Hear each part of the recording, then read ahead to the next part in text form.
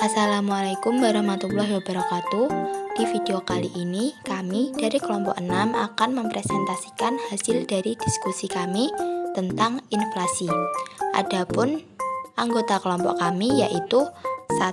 Eka Umi Pertiwi, 2. Winda Alima Ega Gianto, 3. Silviana Margareta, dan 4. Firda Oktaviana Nurjansyah. Sebelumnya, subbab materi yang akan kita bahas dalam video ini yaitu 1. Pengertian inflasi dan deflasi, 2. Jenis-jenis inflasi, 3. Sebab-sebab terjadinya inflasi, dan yang keempat, kebijaksanaan mengatasi inflasi. Pengertian inflasi dan deflasi. Menurut Budiono, inflasi adalah kecenderungan dari harga-harga untuk menaik secara menyeluruh dan terus-menerus. Kenaikan harga dari satu atau dua barang saja tidak disebut dengan inflasi, kecuali bila kenaikan tersebut meluas atau mengakibatkan kenaikan pada sebagian besar harga barang-barang lain, yaitu harga makanan jadi, harga sandang, harga kesehatan, harga pendidikan, dan lain-lain. Dari definisi tersebut, ada 3 komponen yang harus dipenuhi agar dapat dikatakan terjadinya inflasi, yaitu yang pertama, kenaikan harga, yaitu apabila harga suatu komoditas menjadi lebih tinggi dari harga periode sebelumnya. Yang kedua, bersifat umum, yaitu kenaikan harga komoditas secara umum yang dikonsumsi masyarakat bukan merupakan kenaikan suatu komoditas yang tidak menyebabkan harga naik secara umum. Yang ketiga, berlangsung secara terus-menerus. Kenaikan harga yang bersifat umum juga belum akan memunculkan inflasi jika terjadi sesaat, misalnya kenaikan harga pada saat Lebaran atau Tahun Baru, bukan merupakan inflasi. Kebalikan dari inflasi adalah deflasi. Deflasi adalah suatu keadaan di mana jumlah barang yang beredar melebihi jumlah uang yang beredar sehingga harga barang-barang menjadi turun dan nilai uang menjadi naik. 2. Jenis-jenis inflasi. Menurut sifatnya, tingkat keparahan inflasi antara negara yang satu dengan negara yang lain tidaklah sama. Laju inflasi tersebut dikelompokkan menjadi 3 kategori, yaitu A. Merayap atau creeping inflation, ditandai dengan laju inflasi yang rendah kurang dari 10% per tahun. B. Inflasi menengah atau galloping inflation, ditandai dengan kenaikan harga yang cukup besar, biasanya double digit atau bahkan triple digit, kadangkala berjalan dalam waktu yang relatif pendek serta mempunyai sifat akselerasi.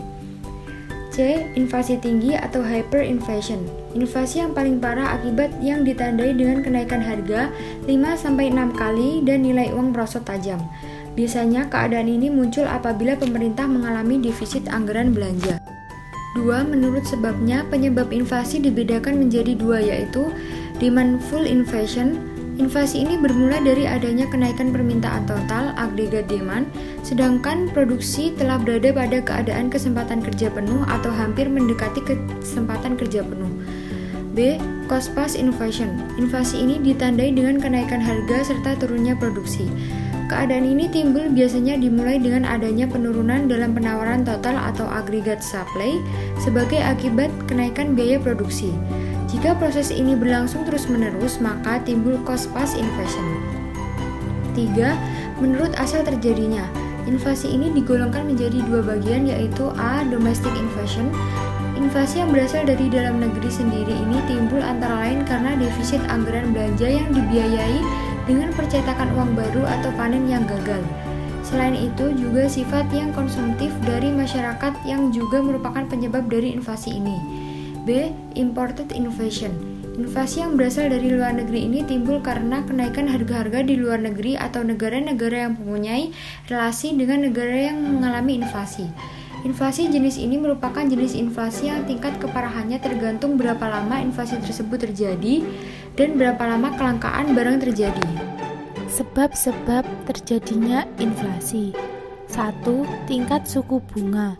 Kenaikan tingkat suku bunga yang sangat tinggi pada satu sisi akan efektif untuk mengurangi money supply, tetapi di sisi lain akan meningkatkan suku bunga kredit untuk sektor real. Oleh karena itu, tingkat suku bunga dapat memicu inflasi. Yang kedua, pengaruh ekspor. Ekspor ditentukan oleh beberapa faktor yang akan menentukan kemampuan negara pengekspor. Beberapa faktor tersebut antara lain daya saing di pasaran luar negeri, keadaan ekonomi di negara lain, dan kurs valuta asing. Yang ketiga, jumlah uang beredar. Ketika jumlah uang di masyarakat meningkat, maka harga barang akan ikut mengalami kenaikan. Semakin meningkat daya beli masyarakat saat stok barang menipis, maka harga barang otomatis akan ikut naik. Yang keempat, kestabilan nilai tukar mata uang. Ketika nilai tukar mata uang mengalami depresiasi, maka harga barang impor akan naik yang menyebabkan biaya bahan baku impor meningkat. Bertambahnya biaya bahan baku impor menyebabkan hasil produksi menurun. Hal ini akan menyebabkan terjadinya kelangkaan barang-barang hasil produksi sehingga bisa menstimulus kenaikan harga barang domestik secara umum sehingga inflasi naik. Yang kelima, defisit anggaran belanja pemerintah. Hal ini disebabkan oleh sektor penerima rutin yang terbatas, yang tidak cukup untuk membiayai pembangunan. Akibatnya, timbul defisit anggaran belanja sehingga seringkali menyebabkan dibutuhkannya pinjaman dari luar negeri ataupun mungkin pada umumnya dibiayai dengan pencetakan uang. Yang keenam, meningkatnya biaya produksi. Penyebab lainnya yang bisa menimbulkan terjadinya inflasi adalah peningkatan biaya produksi. Biasanya peningkatan tersebut diakibatkan karena mengikuti kondisi peningkatan harga dari bahan baku atau upah tenaga kerja. Hal inilah yang kemudian menyebabkan terjadinya inflasi dan biasa disebut dengan cost pull inflation. Ketujuh, meningkatnya permintaan. Kondisi ini terjadi ketika permintaan barang atau jasa naik namun stok atau supply barang terbatas, sehingga mengakibatkan lonjakan pada harga. Hal ini bisa disebabkan oleh beberapa faktor seperti meningkatnya belanja pemerintah, meningkatnya permintaan barang untuk diekspor, dan meningkatnya permintaan barang untuk swasta. Kebijaksanaan mengatasi inflasi. Inflasi dapat dikendalikan atau diatasi dengan kebijaksanaan moneter, kebijakan fiskal atau kebijakan yang menyangkut kenaikan produksi sebagai berikut. Yang pertama, kebijakan moneter. Sasaran kebijakan moneter dicapai melalui pengaturan jumlah uang yang beredar. Bank sentral mengatur jumlah uang yang beredar melalui 1. Cadangan minimum. Laju inflasi ditekan dengan menaikkan cadangan minimum sehingga jumlah uang menjadi lebih kecil. 2. Tingkat diskonto atau discount rate. Discount rate adalah diskonto untuk pinjaman yang diberikan oleh bank sentral kepada bank umum. Pinjaman ini biasanya berwujud tambahan cadangan bank umum yang ada pada bank sentral.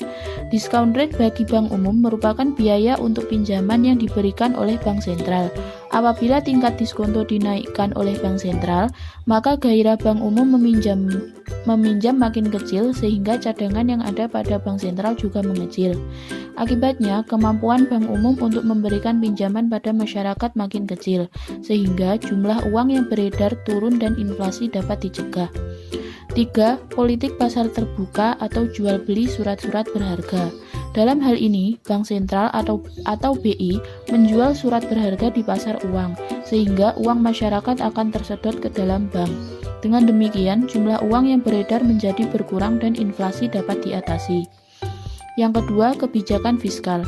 Kebijakan pajak menyangkut pengaturan tentang pengeluaran pemerintah serta perpajakan yang secara langsung dapat mempengaruhi permintaan total dan dengan demikian akan mempengaruhi harga. Inflasi dapat dicegah melalui penurunan permintaan total. Kebijakan fiskal yang berupa pengurangan pengeluaran pemerintah serta kenaikan pajak akan dapat mengurangi permintaan total, sehingga inflasi dapat ditekan. Yang ketiga, kebijakan yang berkaitan dengan output. Kenaikan output dapat memperkecil laju inflasi. Kenaikan jumlah output ini dapat dicapai misalnya dengan kebijaksanaan penurunan bea masuk sehingga impor barang cenderung meningkat. Bertambahnya jumlah barang di dalam negeri cenderung menurunkan harga. Yang keempat, kebijaksanaan penentuan harga dan indexing. Ini dilakukan dengan penentuan harga tertinggi atau batas tertinggi serta mendasarkan ongkos harga tertentu untuk gaji ataupun upah. Jika indeks harga naik, maka gaji atau upah juga naik. Demikian materi yang dapat kami sampaikan. Ada kurang lebihnya kami mohon maaf. Wassalamualaikum warahmatullahi wabarakatuh.